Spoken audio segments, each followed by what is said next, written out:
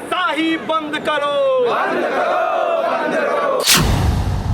वाराणसी विकास प्राधिकरण की एक आवासीय योजना से प्रभावित किसानों ने उच्चतम न्यायालय नई दिल्ली एवं इलाहाबाद उच्च न्यायालय के आदेशों के अनुपालन की मांग को लेकर जिलाधिकारी को प्रार्थना पत्र सौंपा है। किसानों का कहना है कि उच्चतम न्यायालय में लंबित 2026 की सुनवाई में चीफ जस्टिस की पीठ ने स्पष्ट किया है कि यदि कोई अंतरिम आदेश प्रभावी है तो अगली सुनवाई 21 अप्रैल 2026 तक जारी रहेगा। इसके साथ ही इलाहाबाद उच्च न्यायालय में रीट संख्या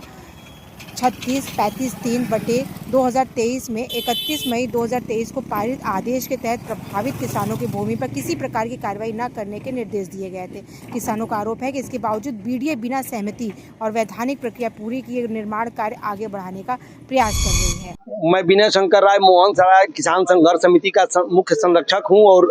अधिवक्ता भी हूं। आज मोहन सराय किसान संघर्ष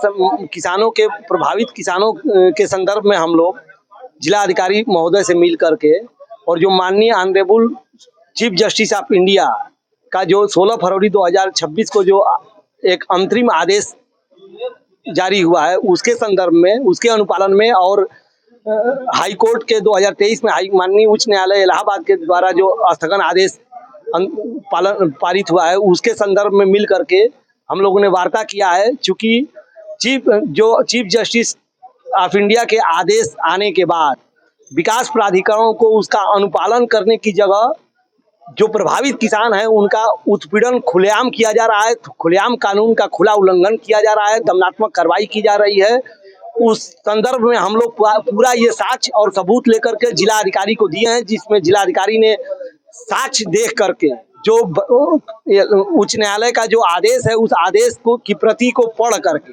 और हम लोगों की बातों को, वैधानिक बातों को सुन करके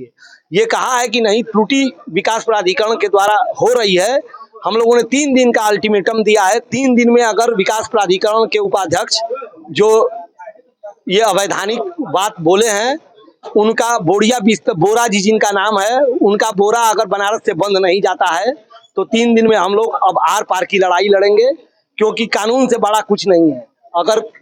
अधिवक्ता कानून का रखवाला है तो कानून का अगर कोई